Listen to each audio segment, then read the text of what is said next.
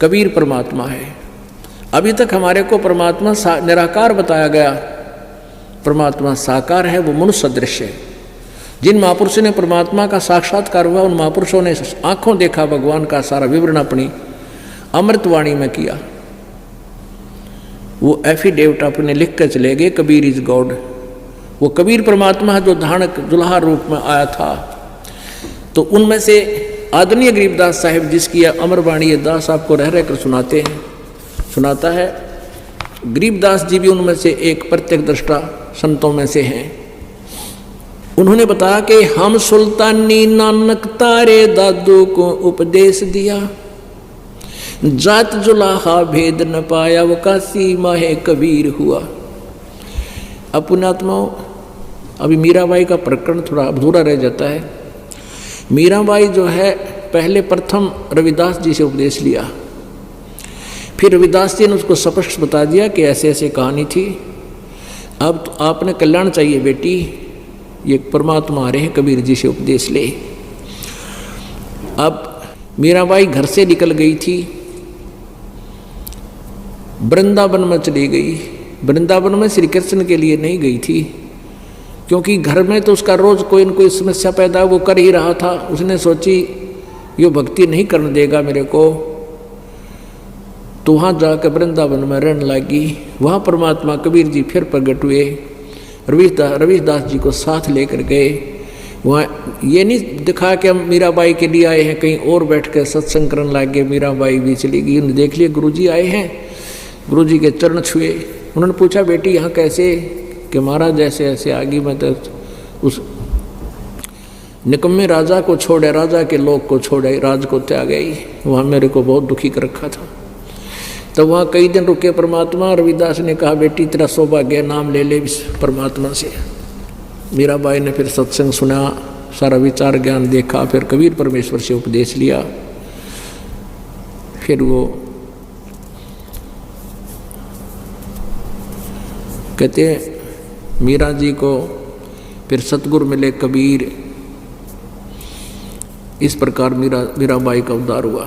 वह भी और भी कई कथाएं इसके संबंधित, परंतु समय अनुसार हम इतना ही आपको बताना चाहते हैं। प्रसंग क्या है कि हम लोग लाज में आके वह लक्ष्मण रेखा लांघ जाते हैं, और लक्ष्मण रेखा लांघ देने से यानी मर्यादा तोड़ देने से हमें सीता की तरह घना दुख उठाना पड़ता है। पुण्यात्माओं, एक लक्ष्मण रेखा हमने सतलोक में लांघी थी, वह मर्यादा तोड़ी थी, अपने परमपिता से हटकर हमने इस काल में मन फंसाया था। अब हम उस मर्यादा को उल्लंघन करने से आज कितना कष्ट उठा रहे हैं। इस काल के इस नौलखा बाग में, 21 ब्रह्मांड में हमें कितनी यातना दी जा रही है। किसी का बेटा मर गया, किसी की बेटी मर गई, किसी का दामाद मर गया, किसी की टांग कट गई, किसी का हाथ टूट गया, कट गया है, ना जाने कितने प्रकार के कष्ट आपके ऊपर हैं। कोई कैंसर से पीड़ित है, कोई किसी प्रकार है। पुण्यात्माओं, हमने फिर वापस अपने भगवान के पास जाना है, पति के पास जाना है। अब पुण्यात्माओं, हनुमान जी को श्री रामचंद्र जी ने, यानी वैसे तो 10 दिशा को खोज हो रही थी, हनुमान जी कुदरती पहुंच गए लंका में, और वहां जाकर देखा सीता जी मिल गई। पता लग गया कि सीता ये है। तो सारी वार्ता होगी। सीता जी ने कहा, हनुमान जी ने कहा माता मैं कुछ आहार करूँगा, भूख लगी है। सीता जी ने कहा भाई इस बाग में तो फल तोड़ के भी ना खाइए हनुमान, ना तो मेरी पिटाई हो जाएगी। नीचे कोई पड़ा हो ना वृक्ष टूट के, वो खा लिए मेरा भाई। मुझे भी इतना ही आदेश है, मैं तोड़ के नहीं खा सकती यहाँ से। नू कह क्या माँ पानी भराए और मैले कुचले कपड़े पहने बैठी, उतरा हुआ चेहरा, बहुत दुखी, और कहा हनुमान श्री राम ने कह दिए मैं उसके वियोग में दिन काट रही हूँ कि आवेंगे मुझे ले जाएंगे। उससे पहले क्या देखा था हनुमान जी ने ऊपर वृक्ष पर बैठा था, छोटा रूप धारण करके, सिंपल से बंदर का। रावण आया, रावण ने बहुत यातना दी कि तू मेरी पत्नी बन जा, स्वीकार कर ले। रावण को एक श्राप लगा हुआ था किसी देव का कि तू अगर किसी औरत से बलात्कार करेगा उसी दिन तेरी मृत्यु हो जाएगी। उसकी सहमति से करेगा तो तुझे, वो तो पाप तो था ही लेकिन तू मरेगा नहीं। तो इसलिए सीता को वो सहमत करना चाहता था, लेकिन सीता ने कहा कि रावण ये जान जा सकती है, इसको रामचंद्र के अतिरिक्त कोई छू नहीं सकता इस मेरे शरीर को। इस तरह की वार्ता सुन ली थी हनुमान जी ने। फिर वो रावण चला गया था कि तुझे 1 हफ्ते का समय देता हूँ, सोच ले। वो कह रही थी बेशक से कितने हफ्ते का दे, हमने सोच रखे है। तब वो आके उसने कहा माँ, उसको पता लग गया कि तो बहुत तंग किया जा रही है की जा रही। तो माई ने तो ये कहा था भाई नीचे झटका कोई पड़ गया और उसके नीचे फल खा लिए, तोड़ के मत खाना। हनुमान तो भाई सूरवीर था, उस पर ना देखा गया। अगी से निकम्मे ऐसे दुखी कर रहे हैं। अब उसने पहले तो उस वृक्ष ने तोड़े, तले गिरे लद पद फल ने, और फिर पहलवान था नु सरड़ सरड़ खा सारे खावा, कई वृक्षान तोड़ ताड़ के फला तो छक्या, बाकी के पाड़ के बागर फेंक दिए समुद्र में। रावण को पता लग गया कि एक बानर आया हुआ है, ऐसे ऐसे उद्मस्ता रहा है। ये तो आपने सारी कथा का पता है, ज़्यादा ना बढ़ा के। फिर वो वापस आ गए, सीता जी को अंगूठी दे आए, उनसे कंगन दे आए जो श्री राम पहचान सकते थे। सारी बात होगी। अब और कथा ना सुनाना चाहता, दास तो कहना चाहता है। अब रामचंद्र जी को हनुमान जी ने बताया कि भगवान सीता जी मिल गई और रावण के 9 लखे बाग में कैद कर रखी है। अब रामचंद्र जी हनुमान जी को अन्य व्यक्तियों से दूर ले गया कि आजा मेरे प्यारे बच्चे को। खुशी तो घनी हुई, मैं सीता जी की खोज कराया, सीने से लाया, प्यार किया कि आजा मेरे भक्त, मेरे संत, एक बार इधर आजा, 2 बात पूछूंगा। एकांत में जाकर पूछा, जैसे पुलिस वाले पूछा करें चोरते हैं। कहने लगा भाई हनुमान उड़ते ठीक से, सीता अका जी दया है आपकी, भाई रोटी कहाँ खाई? रावण के वहाँ गया होगा ना दरबार में। अक नहीं भगवान, वहाँ नहीं गया, सीता लेकर गई होगी इतने वहाँ रावण के दरबार में, वहाँ खाना खा के आया होगा। कि नहीं भगवान, माता ने तो ये कहा था कि यहाँ से कोई फल भी तोड़ के नहीं खाना तूने, फल भी तोड़ के खा लिया ना बेटा, मन भाई मन ना पीटेंगे ये, फिर मेरी पिटाई करेंगे। कोई नीचे पड़ा हो ना टूट के अपने आप, वो खा लेना। वह किसके रावण के वहाँ जाओ थी। फिर कहने लगा कि आर श्रृंगार खूब कर रखे होंगे, सुथरे कपड़े पहन रखे होंगे अच्छे बढ़िया। अक नहीं। क्या वो रावण के पास जाती थी? अक नहीं, मैंने अपनी आंखों देखा, सारी वार्ता बताई कि वो तो आपके वियोग में आपके अतिरिक्त किसी को सौपन में भी नहीं सोचती। अपनात्माओं, यहाँ रामचंद्र जी ये देखना चाहते थे, यदि वो आस्था मेरे में रखती है तो उसने लाऊं, और जय वो रावण से ही संबंधित हो चुकी है, रावण से घुल मिल गई है, फिर क्यों दुनिया मरवाऊं? दुनिया के लाल मरेंगे वहाँ पर, फिर क्यों लाऊं उसको छुटवा के? अगर वो मेरे में 100% आस्था है तो फिर उसको, उस आत्मा को अवश्य उस काल की, उस रावण की जेल से मुक्त कराना पड़ेगा। ऐसा ही हुआ।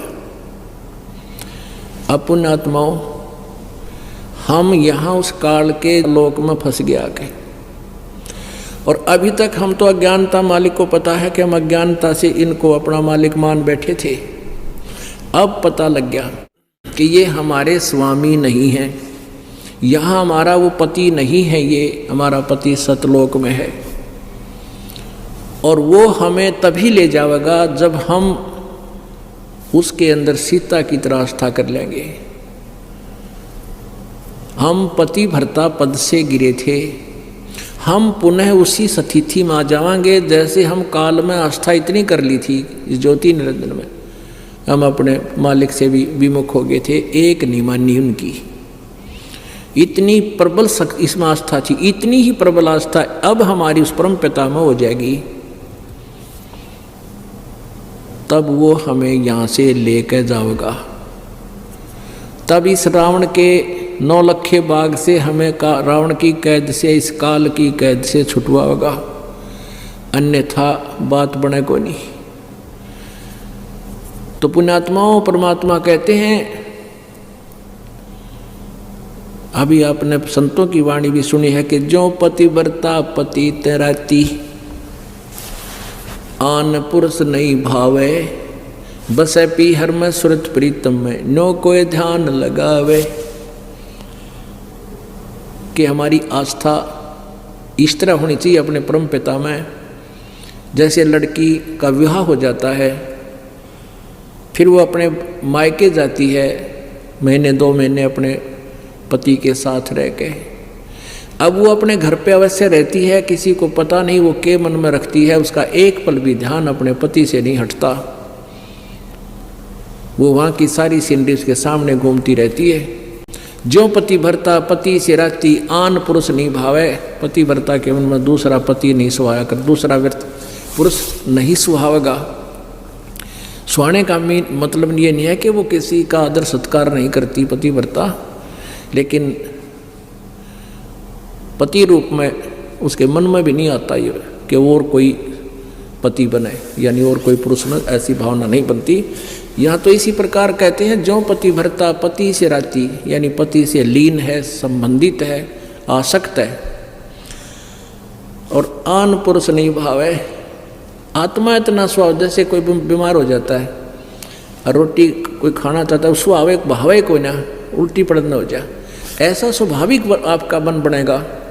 यानी इनकी यहाँ के भगवानों में as a god, as a अपना जो ना पूज्य देव नहीं आस्था बने, हूँ तो ये मालिक है, यहाँ के हमारा परिवार है।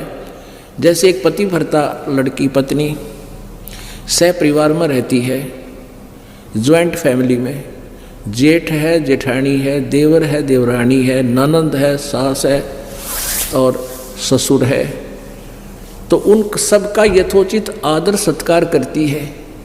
लेकिन जो वो पूज्य अपने पति को ही मानती है, अपने पति के स्थान पर उसका किसी में भी स्थान नहीं हो सकता, तो औरों का सत्कार करना भी कर्तव्य है उनको। यथा जैसे जेठ को बड़े भाई के तुल, देवर को छोटे भाई के तुल, जेठानी दुरानी को यथावत, सास ससुर को माता पिता के तुल, ननंद को छोटी बड़ी को अपने हिसाब से, यानी सबका सत्कार प्यार से रहे।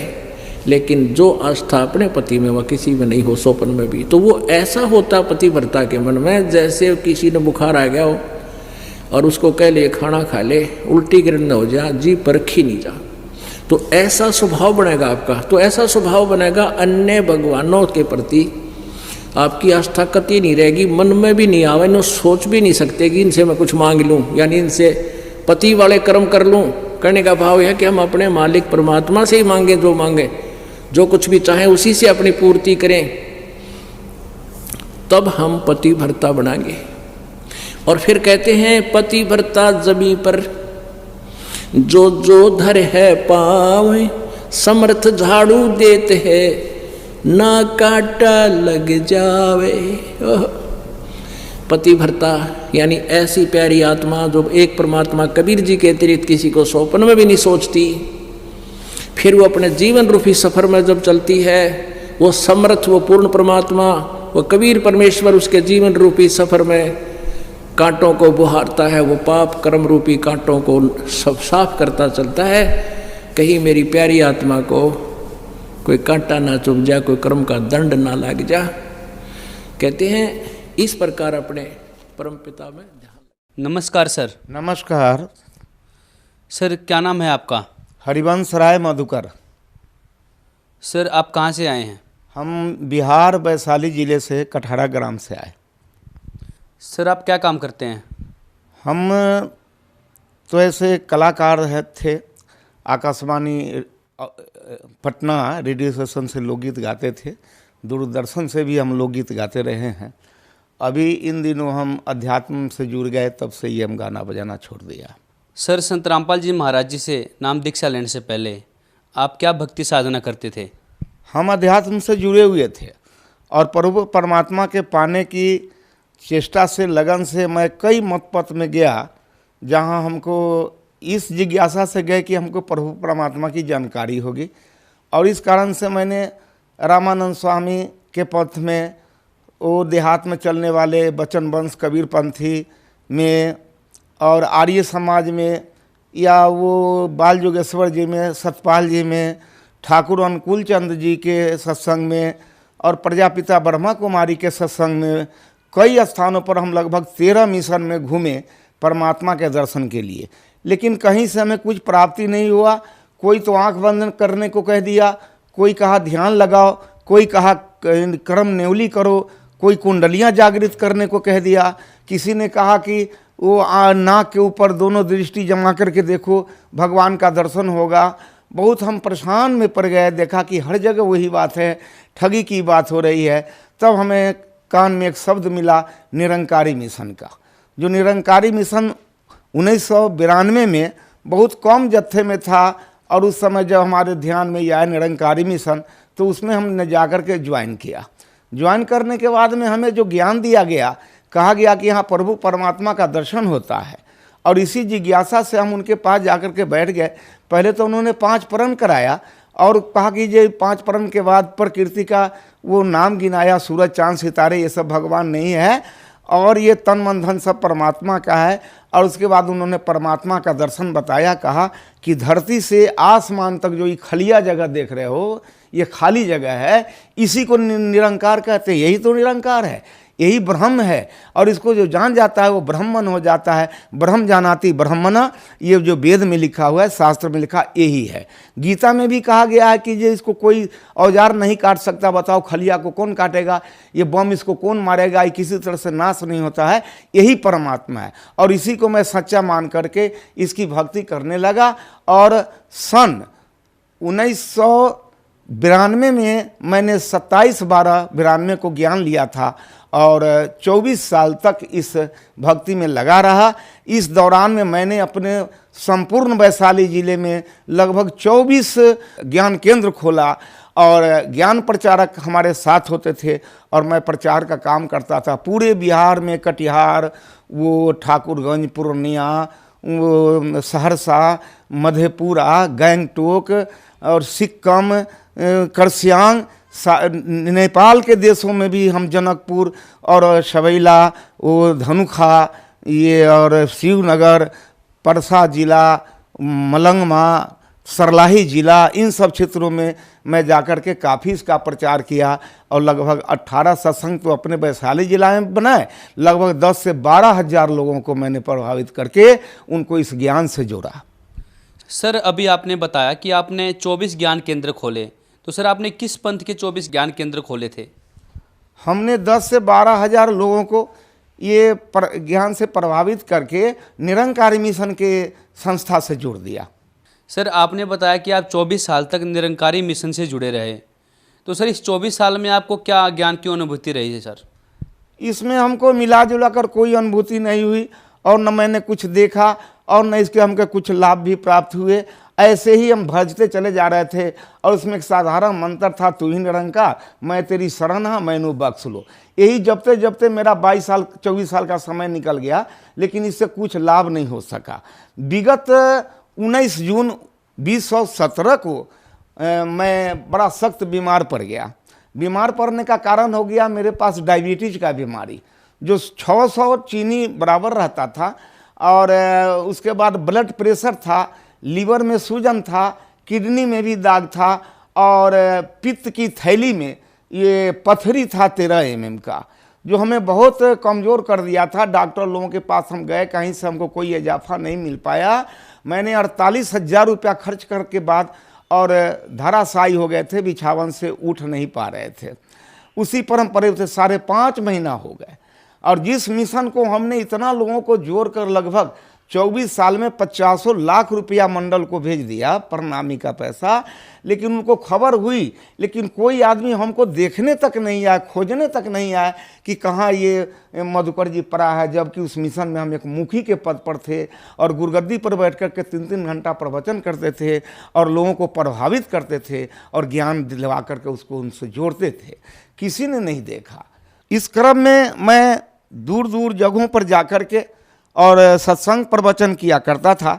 गुरगद्दी पर हमको बैठाया जाता था, वहाँ से हम अध्यात्म प्रवचन करते थे, गीता से, रामायण से, कुरान से, पुराण से, वेदों से, शास्त्रों से कह करके लोगों को प्रभावित करते थे। कभी कभी इतने जिज्ञासुओं का भीड़ हो जाता था कि नमस्कार करने में लाइन बन जाती थी और बड़ी भीड़ हो जाती थी। तब हमारे दोनों पैर पर अलग अलग दोनों पैर को करके दायां बायां, एक पर बहनें और एक पर भाइयों का लाइन लगता था और सभी लोग सर पटक करके हमारे चरणों पर नमस्कार करते थे। और उसी में लोग ये जिज्ञासा करते थे कि बाबूजी जरा माथे पर हाथ रख दो, और मैं माथे पर हाथ रख देता था। जरा धौना में, पीठी में दर्द हो रहा है, इस पर जरा हाथ कर दो, ये बच्चे को जो आशीर्वाद दे दो, ये बड़ा बीमार रहता है। ये सब काम हमें करना पड़ता था और उसको करते थे। सर, आपने बताया कि आप निरंकारी मिशन की गद्दी पर बैठते थे, निरंकारी पंथ से जुड़े थे, आप प्रवचन करते थे स्वयं, और फिर आप संत रामपाल जी महाराज जी की शरण में आ गए। सर, आपको क्या ऐसा लगा?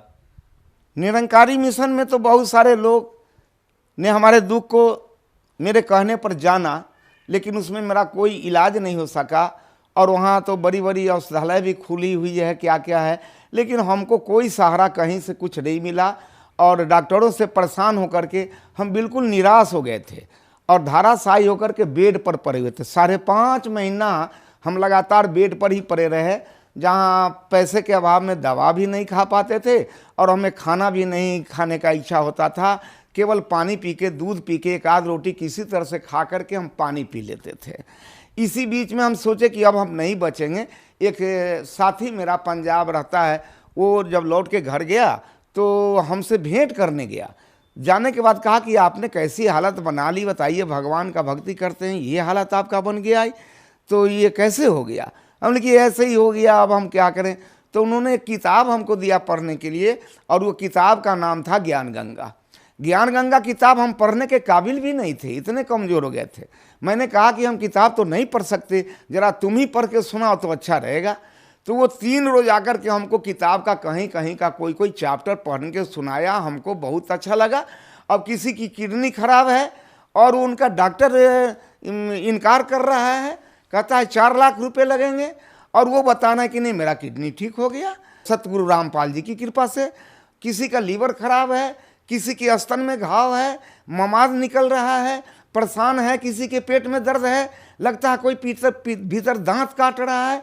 ऐसे ऐसे बहुत सारे रिपोर्ट आए। तो मुझे पहले तो धीरे धीरे इस पर विश्वास होने लगा। हमने सोचा कि अब मैं क्या करूं, हम भी अब वहाँ कुछ फ़ोन करके पता करना चाहते हैं। तो उन्होंने कहा कि पता है इसका? तो हाँ, फ़ोन नंबर है। हमने कहा कि रुक जाओ, आज रात में हम सतगुरु रामपाल जी महाराज से हम बात करेंगे, तब हम कल आपको कुछ बताएंगे। तो उन्होंने कहा कि कैसे बताइएगा, वो तो जेल में रहते हैं। हमने कि हम भी तो गुरु की सेवा कर रहे हैं 24 साल से, और ये सतगुरु हैं तो जरूर हम पर कृपा करेंगे, मुझे विश्वास है। ऐसा सोचकर मैं रात में 9 बजे खाना उना खा करके जब सोने गए, तो हम तो कुछ जानते नहीं थे, हम तो केवल इनका नाम सुनते थे और किताब में फ़ोटो देखा था। इन्हीं के फ़ोटो को हमने कहा सतगुरु रामपाल जी महाराज की जय, रामपाल जी महाराज की जय, 5 बार यही जयकारा लगा करके हम हाथ जोड़ करके प्रार्थना किया कि हे सतगुरु रामपाल जी महाराज, आपकी बहुत सारी प्रशंसा इस किताब के अंदर मैंने सुनी है। बहुत सारे लोगों का बीमारी भी ख़त्म हो गया है, मेरी भी बीमारी ख़त्म करो और मुझे भी ठीक कर दो। अगर ऐसा कर दोगे तो शेष जीवन जो मेरा बचेगा ये हम आपके चरणों में बिताएंगे, आपके चरणों में भक्तों की सेवा करके अपना जीवन बिताएंगे। और ऐसा करिए कि मैं बहुत दुखी हो गया हूँ, अगर ठीक करना है तो आज रात में आकर के आज रात भर में ही हमको ठीक कर दीजिए। 2, 4, 10 रोज लगाइएगा तब इस चीज़ को हम नहीं मानेंगे। ऐसा प्रण करके हम सो गए। कई दिन नींद भी नहीं आ रही थी, उस दिन नींद भी बहुत अच्छा पड़ा। 3:30 बजे भोर की बात है कि हम जहाँ सोए हुए थे उसी में निरंकारी आश्रम चलता था, हर रविवार को सत्संग चलता था। तो रात में 3:30 बजे ये सतगुरु रामपाल जी महाराज वहाँ पहुँच गए। सादा पैजामा, हाफ कुर्ता, गमछा रखे हुए और कुर्ते का रंग थोड़ा हल्का गेरुआ रंग का पहने हुए, हाफ कमीज, और कुर्सी खींच करके उसी जगह बैठ गए। कुर्सी के खींचने का आवाज़ हमको कान में मिला और तब आवाज़ सुन करके हमारी आँख खुल गई। हम देखते हैं कि अरे कुर्सी कौन खींचा। देखते हैं कि सामने में सतगुरु रामपाल जी महाराज बैठे हैं। जैसे वो बैठते हैं उसी तरह से एक पैर पर दूसरा पैर रख करके दोनों हाथ एक साथ करके, लगता है जैसे कोई मंत्र कर रहे हो या कुछ कर रहे हो, बैठे हुए हैं। मैंने सोचा कि मैं स्वप्न देख रहा हूँ कि वास्तव में जागृत अवस्था में हूँ, यह समझ में नहीं आया और मैं उनके चरणों में जाकर के नमस्कार किया। फिर उन्होंने पूछा बड़े प्यार से कि बेटे क्यों बुलाए हो हमको। हमने कहा कि दास तो सब 9 बजे रात में ही सब बात आपके चरणों में रख के सो गया है, आप तो अंतर्जामी भी हैं, आप यहाँ आ भी गए, अब हमसे क्या पूछ रहे हैं कि क्या बोला। तो नहीं, तुम ये बोला कि हमको ठीक करना है तो रात भर में ठीक कर दीजिए और नहीं तो 2-4 रोज में करेंगे तो हम नहीं मानेंगे। हम कि जी सरकार ऐसा तो दास बोला है, अब मरता क्या ना करता, बीमारी को तो लाजिम है अच्छा होने का, इसी तत्परता में हम आपके सामने ऐसा बोला है, हो सकता है गलती ही हो गई है, तो आप पिता तुल्य हैं, पिता है ही, आप हमारे माफ़ी करके और हमको ठीक कर दीजिए। हम तो फिर भी यही कहेंगे। हंसने लगे, कहे कि बेटे तुम्हारे सर पर बहुत सारे भार हैं, बहुत सारे बोझ लाद लिया तुम, ये बताओ तुम्हारे चरणों में कितने आदमी का सर गिरा है। हमने कहा इसकी कोई गिनती नहीं है, अनगिनत है। वो 50,000 लाखों लोग इस पर माथा पटके होंगे, इस चरण पर, इसका कोई ठिकाना नहीं है। अब बताओ इतने दिन का जटिल बीमारी तुम कहता रात भर में ठीक कर दो, ठीक तो हो जाओगे। तू नाम दीक्षा ले ले, भक्ति कर, मर्यादा में रह, तू ठीक हो जाएगा। और मेरे पास आ गया तो मैं कुछ होने वाला नहीं, घबराओ नहीं। और ये सब पूछ करके और हमको कहे कि जब ठीक है, जब ऐसी ही बात है तो फिर कल से तू ठीक हो जाओ। ऐसा कह के हमारे सतगुरु रामपाल जी महाराज जो आकर के हमको बताए और वहाँ से चले गए। जाने का भी क्रम देखा तो अद्भुत लगा हमको, जैसे हनुमान जी एक पैर नीचे सीधा करके और एक पैर मोड़ करके और ऊपर दक्षिण की दिशा में इस तरह से उड़ गए। बहुत देर तक हम खड़ा होकर देखते रह गए जब तक आंख से ओझल नहीं हुआ और दक्षिण दिशा की तरफ चले गए। मैं फिर चौकी पर बैठ गया, जो 6 महीना से उठ नहीं पा रहा था, खा नहीं पा रहा था, चहल टहल नहीं पा रहा था। मैंने अपने बाजू पर बाजू रख के अंदाज किया कि मेरी क्या हालत है, तो मैं अपने में बहुत दुरुस्ती पाया, ताकत पाया और हमको लगा कि कोई नई ताजगी आ गई। और मैं बिछावन पर से उठ करके, सामने मेरा रोड है, उसी रोड पर चला गया और 4 किलोमीटर पैदल हम चले गया, घूम करके टहल के 4 किलोमीटर चले आए। मैंने गऊओं को बांध दिया पानी डाल करके और उसको बांध करके नादी पर खाने के लिए लगा दिए, अपना मुंह भी धो लिया और स्नान भी कर लिए। फिर पत्नी के पास आए तो हमने कहा कि, तो देख करके बोली कि क्या कर रहे हैं आप, कहीं मुंह के भरे गिर जाओगे, तुम्हारा 6 महीना से बीमारी आदमी है, कौन सा नाटक कर रहे हैं। उनकी नाटक नहीं कर रहा हूँ, हमारे पास अभी सतगुरु रामपाल जी महाराज का दर्शन हुआ, वो आए थे और आकर के हमको ठीक होने का वरदान दे दिया कि कल से तुम ठीक रहोगे, इसलिए मैं आया हूँ, आज मुझे खाना बनाकर खिलाओ। तो कहा कि जो आदमी खाना नहीं खा रहे हैं, 3 महीना से खब्बे न करते हैं, कोई चीज़ खाना देते हैं तो बिगड़ जाते हैं, गुस्सा करते हैं, अभी खाना कैसे खा लीजिएगा। हमने खिलाओ ना, हमको बहुत भूख लगी है महाराज, हम खाना खाना चाहते हैं। वो खाना बनाने लग गई और हम उस दिन से प्रतिदिन कुछ न कुछ अच्छे ही होते जा रहे हैं, अच्छे ही होते जा रहे हैं। मैंने 13 रोज रास्ता देखा कि मैं ठीक तो हो गया हूँ, नाम दान लूँ कि नहीं लूँ, ये टेम्पोररी ठीक हुआ हूँ कि परमानेंट हो गया हूँ, ये मुझे पता नहीं चल रहा था। तो हम 13 रोज इसका इंतज़ार किया, 13 रोज बिल्कुल मैं ठीक ठाक रहा, 14वां रोज भी ठीक रहा। तब जाकर के हम, ये 2 अक्टूबर की बात है, रात की घटना है, 15 अक्टूबर को मैंने जाकर के नामदान केंद्र में, वहाँ समस्तीपुर ठारा गोपालपुर में नामदान ले लिया। जब ये ज्ञान को मैंने देखा तो मैं तो दंग हो गया।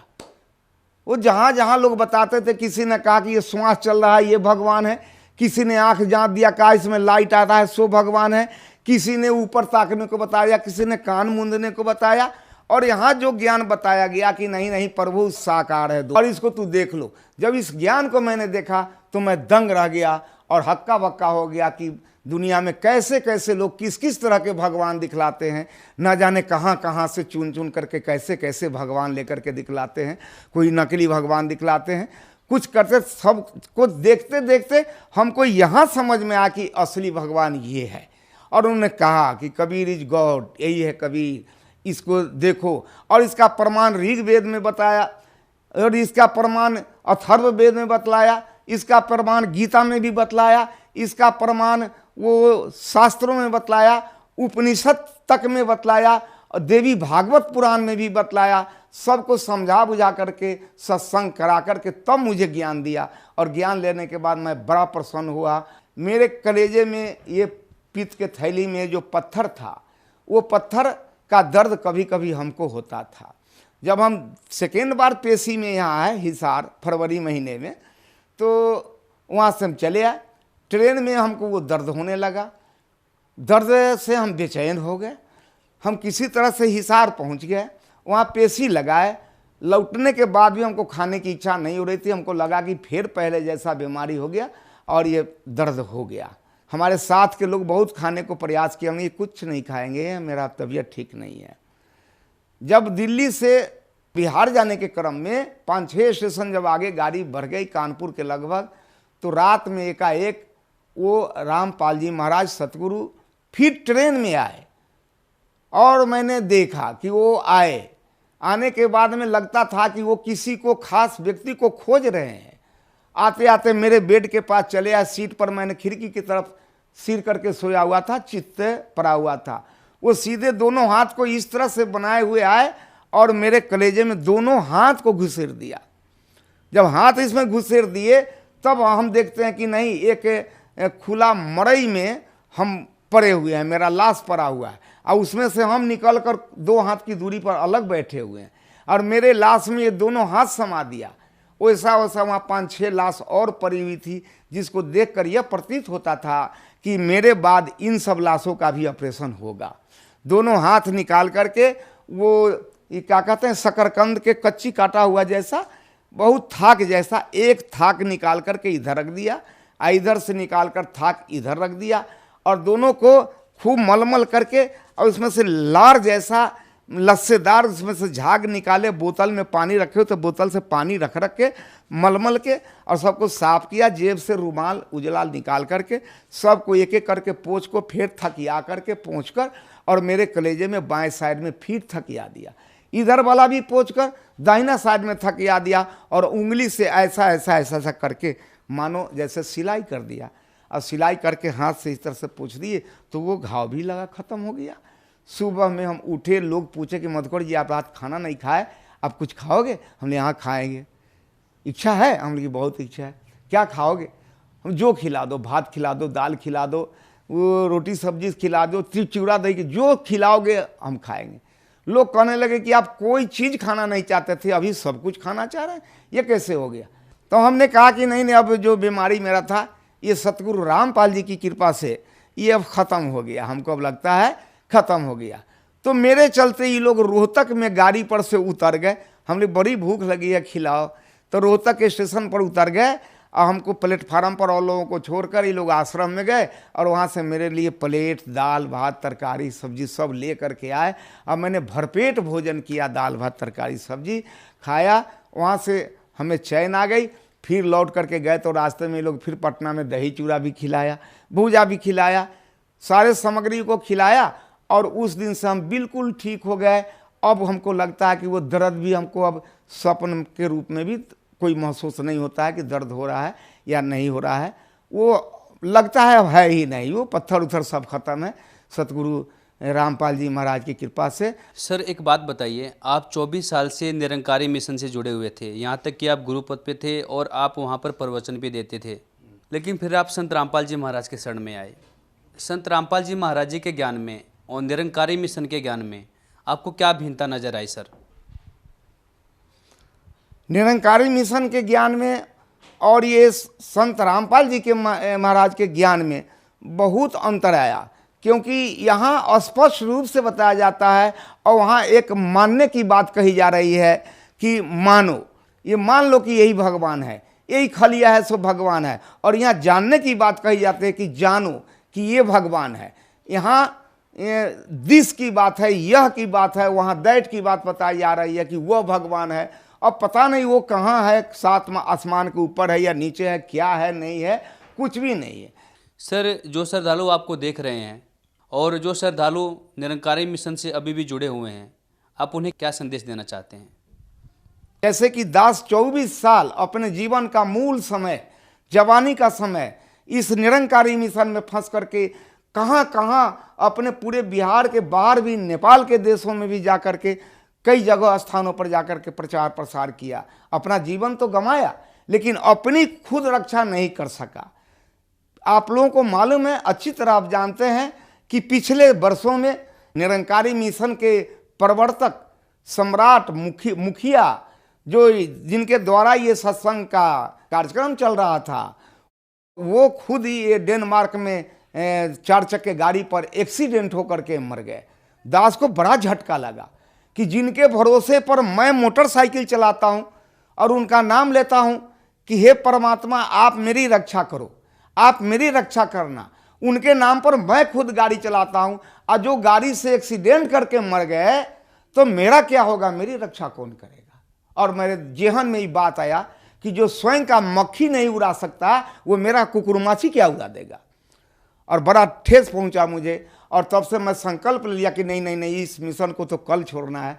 अभी भी हमारे जितने इसके अंदर में बैठे हुए लोग, चाहे संसारिक हों या जगत हों या भगत हों या हमारे निरंकारी मिशन के लोग हों, मैं उनसे ही प्रार्थना करूंगा कि मेरे जैसे सोचा विचारी करके, बिना जाने बिना पहचाने झूठी बड़ाई करके अपना 24 साल का जो मैंने जीवन नाहक में बर्बाद कर दिया और बीमारी का शिकार बन गया, लेकिन कोई मेरी हाल पूछने के लिए नहीं आया कि तुम्हारी क्या हाल है। कोई 10,000 रुपया मेरा मदद नहीं कर सका। ऐसे जगह पर मैं पड़ा हुआ था। इसलिए हम फिर पुनः आपके श्रवण शक्ति में ये आवाज़ को पहुंचा रहे हैं कि आप नकली से बच करके असली में आकर के सतगुरु रामपाल जी के शरणों में आकर के अपना हर तरह से अपना कल्याण करें। सर, आपको पूरा विश्वास है कि आपके गुरु संत रामपाल जी महाराज जेल से बाहर आएंगे? क्या निर्दोष है? पूरा विश्वास है। जब हमारे इतने बड़े बीमारी से वो हमको निकाल सकते हैं, हमारे पित्त के थैली में से पत्थर निकाल सकते हैं हाथ पेश करके बिना छुरी का। डॉक्टर कह रहे थे कि चाकू लगेगा तुम मर जाओगे, तुम तो चीनी का बीमारी है। तो जब हमको निकाल सकते हैं, हमको उठाकर खड़ा करा सकते हैं, हम कैसे समझे कि जेल में है। अगर जेल में होते तो मेरे पास, मेरे बिस्तर के नज़दीक जाकर कैसे बैठ जाते, मेरी हाल कैसे पूछ लेते और कैसे कहते कि जाओ तू कल से ठीक हो जा। अगर वो जेल में होते तो कैसे निकल करके चले आते। आज मैं मोटरसाइकिल चलाता हूँ और सत्संग में जाता हूँ, हर काम मैं कर रहा हूँ उनके कृपा से। तो क्या वो बाहर आएंगे? ये बड़ी बात है। इस हमारे साथ जो घटना घटी इससे बहुत छोटी बात है। वो यहाँ आकर के ही रहेंगे और उसमें ज़्यादा दिन नहीं है, बहुत शीघ्र ही आएंगे। सर, यदि कोई श्रद्धालु आपसे बात करना चाहें तो क्या आप अपना फ़ोन नंबर बता सकते हैं? हाँ, बिल्कुल बता सकता हूँ। मेरा फ़ोन नंबर है, लिखिए, 80 5 12 90 7 90।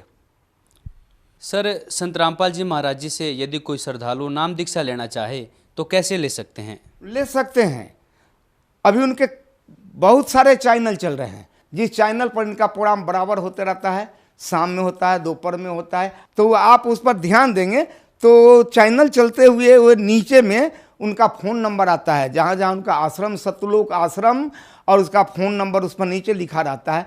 उसी फ़ोन नंबर को आप नोट कर लीजिए और उसी फ़ोन नंबर से आप पूछ लीजिए, आपको बता दिया जाएगा कहाँ एरिया है, किस जगह रहते हैं, आपके नज़दीक में कौन सा नामदान केंद्र नज़दीक पड़ेगा। वहाँ जा कर के आप आसानी से ज्ञान ले सकते हैं, नामदान ले सकते हैं और अपने जीवन को बदल सकते हैं, अपने जीवन को सुहेला कर सकते हैं। आप जिस वासी देश का हैं, अपने देश को आराम से आप जा सकते हैं। आपको पहुंचाने वाला आपको सारथी मिल गया है, आपको पहुंचाने वाला वो सतगुरु रामपाल जी मिल गया है, जो इस आत्मा को अमरलोक पहुंचाता है। बहुत बहुत धन्यवाद सर। धन्यवाद।